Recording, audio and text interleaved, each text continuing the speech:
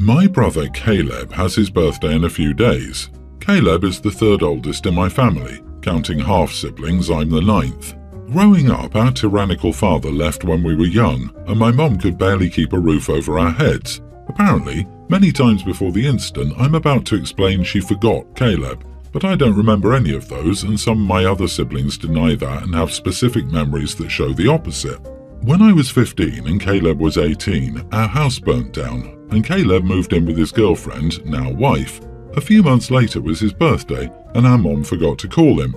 Keep in mind he abandoned our family and didn't help her with bills from his job as my other siblings did. My 17-year-old sister was working and gave my mom money. She was also taking care of some of my half-siblings, who aren't hers biologically, but she still calls her children, just for your information. Mom was living in her oldest child's basement while caring for 6 underage children. My sister-in-law, Teresa, has never let her forget it. I didn't know this was happening until last year, but for the past decade, Teresa has unfailingly texted my mom a few days beforehand to remind her of Caleb's birthday. Every time this brings my mom so much heartbreaking guilt and brings her back to extremely traumatic and triggering times in her life. I only found out last year because she got the text when I was with her and she started crying. Once again this year I was with her when she got the text. She literally started sobbing and apologizing to me, asking if she was truly such a terrible mom, etc. I of course told her no, she was an amazing mom to me. I felt like this has gotten ridiculous. Then I got on my phone and called Teresa and told her she needed to stop this. Teresa got mad at me and started saying my mom was XYZ and she was trying to keep Caleb from being hurt. I asked her to explain to me one way Caleb has been hurt recently, and she kept saying some things were none of my business. There was only one example she gave of a childhood neighbour dying and my mom not telling him, which was a lie because my mom had forwarded him all the church emails. He also hadn't talked to this person in years. Well, then today I go over to Caleb's house to pick up some stuff and he makes a big deal saying that I was mean to Teresa and that I can't come around for a while. I explained the situation and how upset Mom was, and he said it didn't matter. This hurts me because I used their house to get internet to do my college work, which will be starting soon, so now he's punishing me for Teresa's allegations about my mom. I would also point out Teresa has never given my mom a chance to prove she remembers, so it's a self-fulfilling prophecy. Am I the idiot? Are you more upset about the birthday or losing your Wi-Fi? You are the idiot. You are 6 siblings after Caleb, so you probably have no idea what growing up was like for him. Weirdly, you think he should have been helping with bills at 18 when he was still a child. Your sister-in-law is trying to protect her husband, who experienced some neglect as a child. If your mom carries a lot of guilt about that time, she may address that in therapy. Thank goodness Caleb has someone that truly loves and supports him. I also find it a huge stretch to say abandon your family after the fire. If anything, he created more space in the basement for your mom and her 6 underage children. He might not have been able to contribute financially, and even if he was, he's not obligated to do so just because your mom had many kids to feed and take care of. I don't blame the mother for being hurt by being reminded every single year. She forgets once. When she had a ton on her plate, it happened years ago. If someone held a mistake I made years ago over my head, I'd also get upset. The mother did the best with the crappy hand she was dealt, and to be reminded, without having the chance to prove she doesn't need the reminder, is just throwing all her extra hard work back in her face. She's also probably dealing with a lot mentally. I go with everyone's the idiot here, except the mother. She went through a living nightmare, returned to provide for her children, and made a few mistakes. All parents do. I may get downvoted, but I think the only real idiot here is the father. Yes, the mum is wrong for causing her son to feel neglected, but it wasn't done intentionally. Because their father abandoned their family, the mum is now a single mum to a bunch of kids, some that aren't even her own. Mum now has no financial stability and has to work 2 jobs just to keep her children fed, clothed, warmed and housed. Because Mom is working every free minute to provide for her children, she's unable to provide emotional support for her children. So let's blame the right person, the deadbeat dad. My 30 female sister, 36, is pregnant with her 2nd child. Her first child, she didn't find out the gender until she gave birth. She and her husband did this time but decided not to tell anyone. We've all respected that, like it's their business. They've made a pretty big deal about it, constantly bringing it up and trying to bait people into asking so they can smile and say, "We know, but we're not telling." Annoying, but we avoid it. They recently picked a name. As you can guess, they don't want to tell anyone. Cool, their choice. But once again, they're baiting for people to ask questions. I'm also pregnant with my first. We're not finding out the gender until birth, though we have 2 names picked out and have told people if they ask. I had my baby shower last weekend. My sister was there. She baited a few people who didn't know her to ask what she was having. I ignored it. Then, while opening gifts, I received 2 onesies. One had the name we picked for a girl, the other for a boy.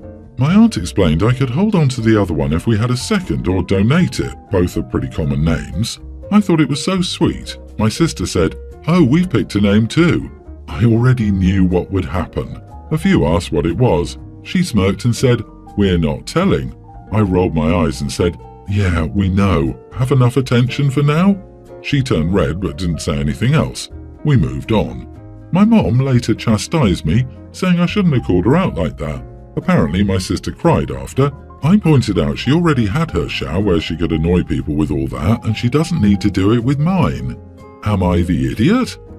Not the idiot, she sounds annoying as heck.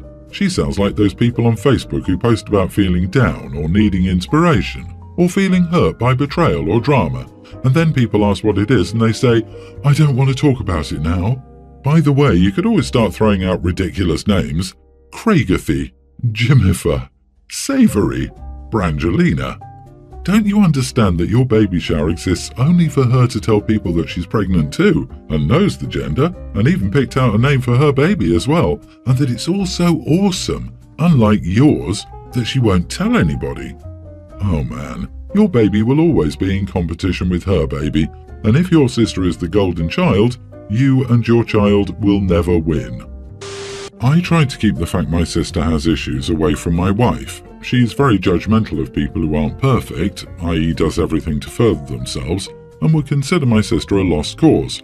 She's met her once, but aside from knowing she smokes, I keep her out of my family issues. My parents, especially my mom, expect me to help my sister because it's my job as the older brother.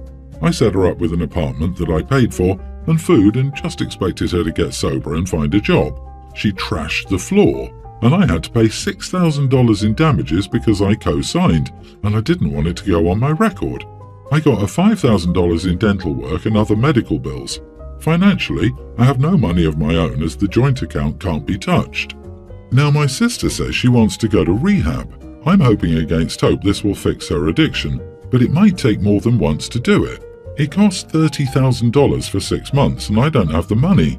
My mom is pressuring me to pay for it, and I have no choice but to go to my wife and ask to borrow against the joint account. She demands to know where it's going, and I said my sister needs help, and she won't budge because we have separate accounts for a reason.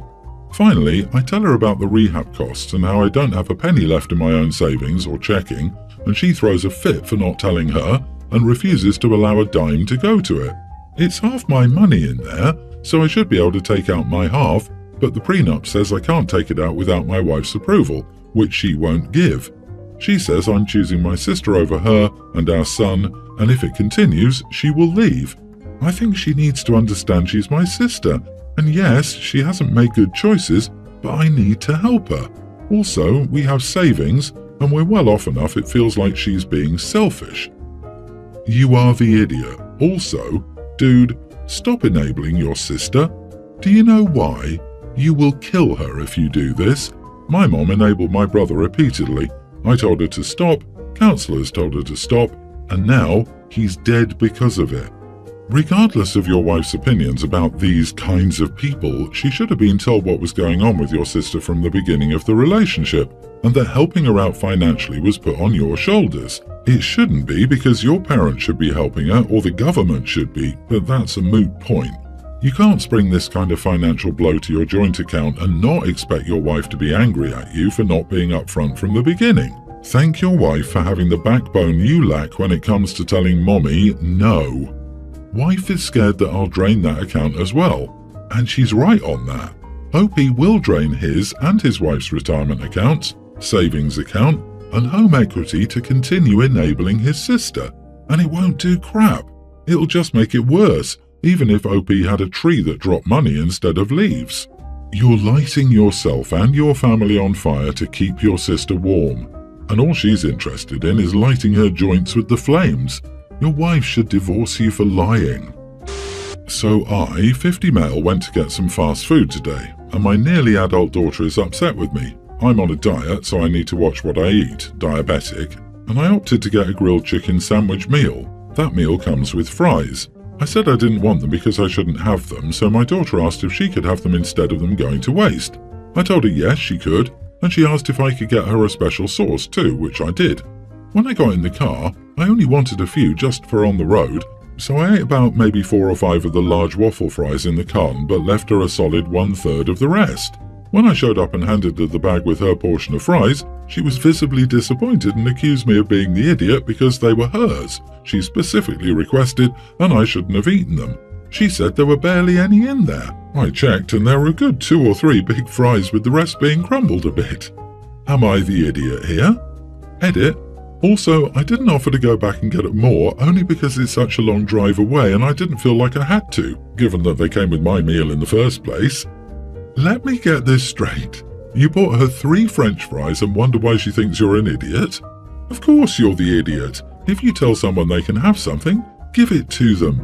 You didn't say she could have the rest of your fries. You said she could have them. Go get your daughter an actual order of fries. 3 fries, the audacity. I would cry if someone did that to me. What kind of dad eats his daughter's fries and doesn't even look in her eyes? Daddy, there were tears there. If you saw them, would you even care? Would you be disappointed if I offered you $100 and then only gave you $33? You ate the fries, leaving your daughter 2 or 3 good fries and some crumbs. They did come with your meal, but you offered them to your daughter and then you ate them yourself. Dude, if you wanted fries, get some damn fries and don't offer them to your daughter. Having her assume that it would be her meal, then eat them all, leaving her hungry. She's mad at you because you lied to her, not because you ate the fries. My daughter graduated high school this year and we plan to throw her a party. My husband's sister asked if we could do a joint party for my daughter and her daughter because they were both graduating high school, and my sister-in-law lives in a studio apartment and has no money. She doesn't have custody of her kids, so we accommodated the date she needed. We planned and picked the date 4 months in advance. She never told her ex about the date of the party, and then it turns out my niece is going to be going to another country on the date of the party. We find this out 2 weeks before the party. Invitations have been mailed, people have responded, the caterer is booked, and things are in motion. Come to find out, my sister-in-law knew she was going on this trip, but couldn't remember the dates and never bothered to check, or ask her ex, or tell her ex when the party was. She asked us to change the party day and we said no, as everything had already been done and many people had responded to coming for my daughter, and we also wouldn't have a free weekend again before she left for college. Sister-in-law said she thought it would be easy to change it, but we stood our ground and said no. Then, at the party, she called me aside and said we should have changed it, that no one showed up. We invited around 60 people and 35 were able to make it, and all of my daughter's friends were there. It would have been fine. I told her once again the reasoning why and that it wasn't our fault she didn't double check on the dates. She became cranky and said I should have taken her needs more seriously and been more understanding. I said the only people whose needs matter here were my daughter's. I refused to speak to her till I get an apology. Am I the idiot? Edit, my daughter and niece aren't very close. My daughter didn't want to have a joint party to begin with, but she did it to be nice. About 5 sister-in-law invited were joint family members and 30 were people she'd invited who we didn't know. Not the idiot. Hey, you're throwing a party. Can I piggyback on it to have my party with you, but you need to change your date for me? You did this, which was beyond necessary. Oh, I forgot that I can't make the date that I told you to change it to. I know it's all planned and people are coming, but can you cancel everything since the date I told you was wrong? It would make me feel bad if your party wasn't about my daughter. No.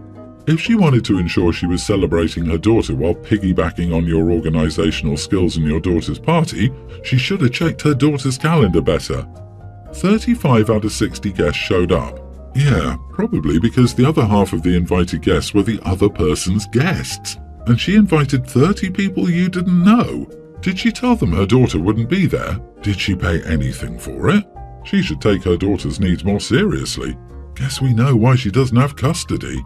Honestly, you are the idiot for agreeing to share your daughter's graduation party in the first place.